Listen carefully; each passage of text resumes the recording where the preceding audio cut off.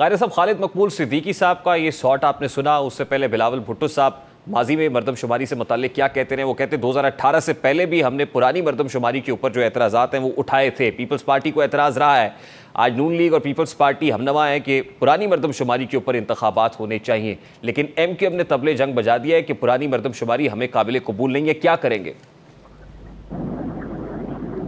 देखिए मसला तो यह है कि किसके लिए काबिल कबूल है, किसके लिए नहीं है। नई मरदमशुमारी के ऊपर भी तो MQM को वही तहफ़्फ़ुज़ात है जो पुरानी पे है। वो जो आपने शॉर्ट सुनाया उसमें तो उन्होंने वाज़ेह तौर पे कहा है कि कराची की आबादी 3 करोड़ के करीब है जी। और उससे कम एग्री नहीं है, तो इसका मतलब है वो इस मरदमशुमारी को नहीं मान रहे। लिहाजा इस मरदमशुमारी को भी अगर नहीं माना जाता और दोबारा उनके तहफ़्फ़ुज़ात, पहले भी अप्रैल में फाइनल होनी थी, पर सूबों के कभी किसी सूबे के तहफ़्फ़ुज़ात से इसको टाइम दिया गया और अभी तक ये फाइनल नहीं हुई। और पाकिस्तान का इलेक्शन मैक्सिमम नवंबर में होना है और उस इलेक्शन के अंदर नई मरदमशुमारी के तहत तो अभी टाइम ही नहीं है कि हल्का बंदियां हो सके। नई मरदमशुमारी को फाइनल करके CCI में वो अप्रूव हो, उसके बाद उसकी सीटें दोबारा एलोकेट हो, उसके लिए आईनी तरमीम चाहिए, कई सारे उसमें तकाजे हैं। लिहाजा पिछली मरदमशुमारी पे इलेक्शन कराना जो है वो कानूनी है। बाज़ हालात के जबर के तहत होता है ना, कोई चॉइस नहीं होती। लेकिन क़ारी साहब, अगर ये मरदमशुमारी वाला मामला मुतनाज़ होता है तो क्या आप इंतखाबात को ताख़ीर का शिकार होता देख रहे हैं? ताख़ीर का शिकार नहीं हो सकते। अगर नई मरदमशुमारी पे इत्तेफाक राय नहीं होता तो फिर पुरानी मरदमशुमारी पे इंतखाब तो होने हैं, क्योंकि उस पर पहले इंतखाब हो चुके, हल्के बंदियां हो चुकी। नई मरदमशुमारी के लिए वक्त नहीं है। और उसके लिए भी मैंने अर्ज किया ना कि अगर वो मरदमशुमारी के आदाद शुमार एग्री किए जाए, सब एग्री कर जाए और वो नोटिफाई हो जाए और CCI से अप्रूव हो जाए, उसके बाद कहीं जाके वो वक्त आएगा कि आप कहें कि जी वो जो है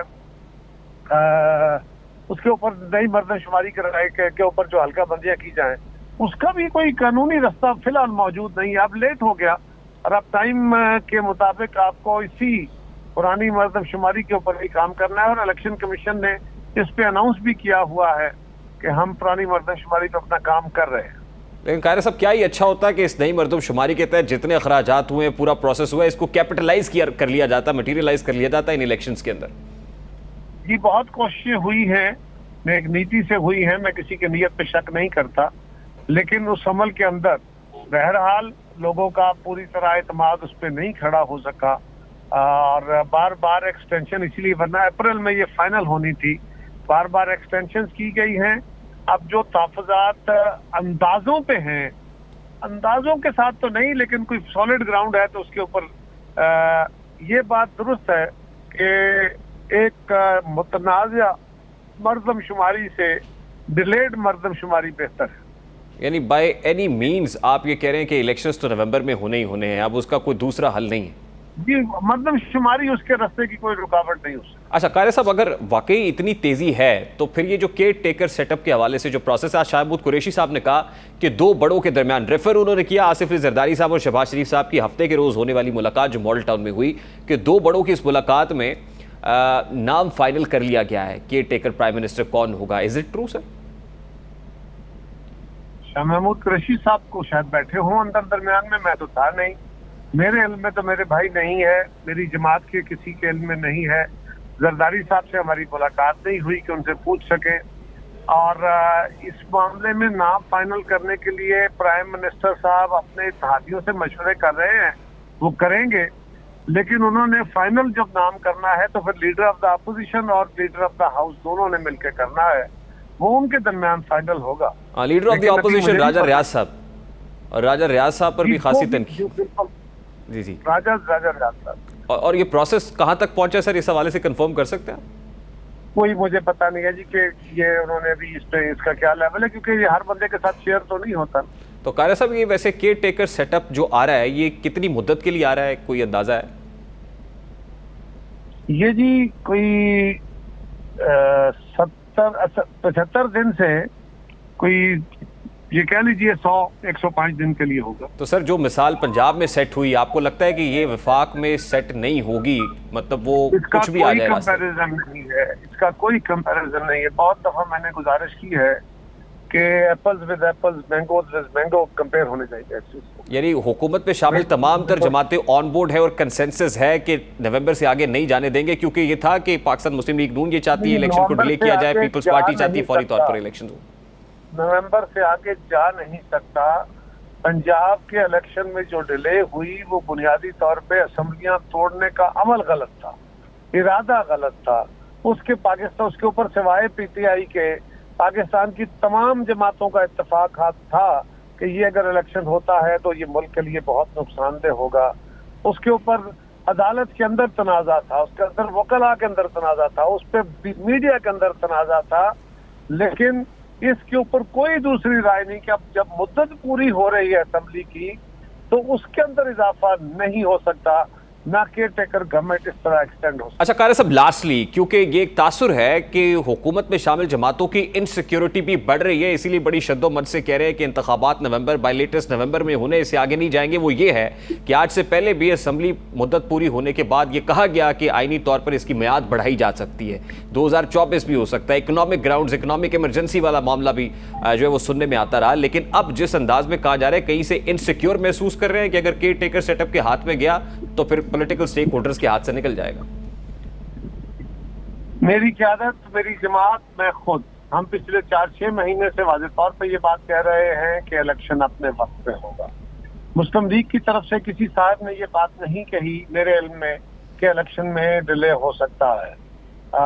मेरे इल्म के मुताबिक मौलाना फजलुर रहमान साहब ने शायद एक आध दफा ये बात कही, लेकिन वो भी इस तरह नहीं, उनकी बात को मिस इंटरप्रेट भी किया गया। लेकिन ये था कि जी कोई इमरजेंसी लग सकती है, तो इमरजेंसी वाली तो सूरत हाल ही नहीं है मुल्क के अंदर। एक मुबाहिसा इसलिए था कि पंजाब और केपी का इलेक्शन डिले हुआ तो फिर मीडिया के अंदर एक डिबेट छेड़ दी गई, सोशल मीडिया में डिबेट छड़ी, उसको मेन स्ट्रीम मीडिया में ले लिया गया और स्पेकुलेशन हुई कि जी कोई एक्सटेंशन हो जाएगी, कोई मदद बढ़ जाएगी, क्या हो सकता है क्या नहीं। आप मीडिया वाले भी तो बड़ी दूर की कौड़ियां मिलाते हैं ना।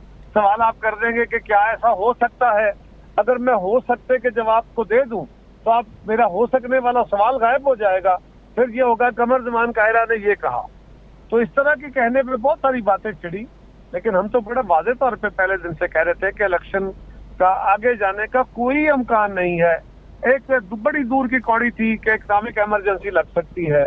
इवन अगर इकनॉमिक इमरजेंसी हो भी जाए तो उसकी बुनियाद पे इलेक्शन डिले नहीं होते, और अब तो कोई इकनॉमिक इमरजेंसी है नहीं। चले कायरा साहब, जितनी शद्दोमत से अब आप लोग कह रहे हैं कि इंतखाबात हो जाएंगे नवंबर में, हम ये साउंड भी संभाल के रखेंगे।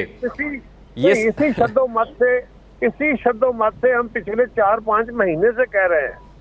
ठीक सर, मुझे जाते जाते सिर्फ ये बता दें केयर टेकर प्राइम मिनिस्टर का सिलेक्शन क्राइटेरिया क्या है, क्योंकि बहुत सारी बातें हो रही है और बहुत सारे नाम इस वक्त मार्केट में गर्दिश कर रहे हैं। सिलेक्शन क्राइटेरिया क्या है, कौन होना चाहिए? कोई इकोनॉमिक एक्सपर्ट आएगा, कोई साबिक जज, जर्नैल, ब्यूरोक्रेट, क्या कर रहे हैं सर?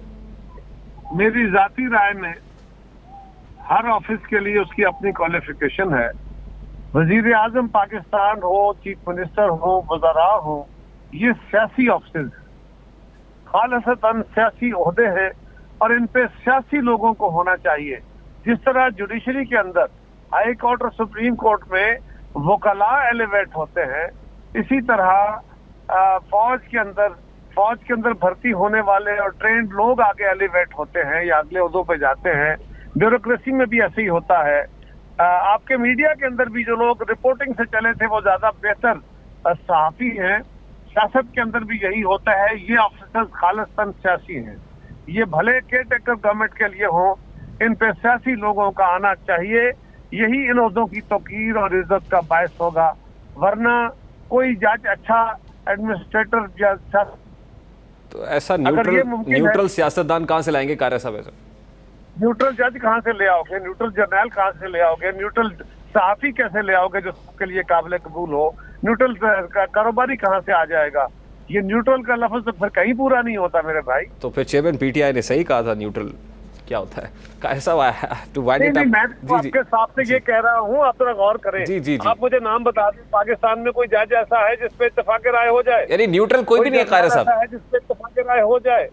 तो फिर इसी तरह उनको करना है, किसी सियासतदान पे भी कर लें। इन ऑफिसेज में क्या ये सियासी ऑफिसेज हैं कि नहीं?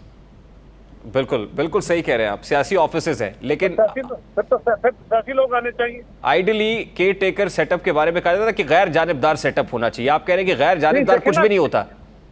नहीं, गैर जानिबदारी का इशू नहीं है। सियासतदानों के अंदर बहुत सारे लोग वो किरदार वाले हैं जो यकीनन जब अगर उनको ये मौके पे ये जिम्मेदारी डाली जाए तो वो बिल्कुल न्यूट्रल बिहेव कर सकते हैं। ये ऐसी बात नहीं है। क्या मुल्क के अंदर माजी में हमने दीगर लोगों को जिम्मेदारियां दी, उन पे सवाल नहीं उठे? लेकिन ये भी तो आप ही लोग कहते हैं ना कि जितना पोलराइज इन्वायरमेंट आज है due to some certain reasons या किसी का अगर पैदा सब करता है, वो पहले जमातें कभी नहीं था। इत्तेफाक करें, अगर सब जमातें इत्तेफाक कर लें तो ये मुमकिन है। और सब जमातें एक्सेप्ट पीटीआई यानी माइनस पीटीआई, सब जमातें वो तो हुकूमत में हैं ही। इस वक्त है ना, मसला ये है कि जो प्रोसेस का हिस्सा लोग हैं उन्हीं से अपने मशवरे कर रहे हैं ना। ठीक। पीटीआई से भी पूछ ले,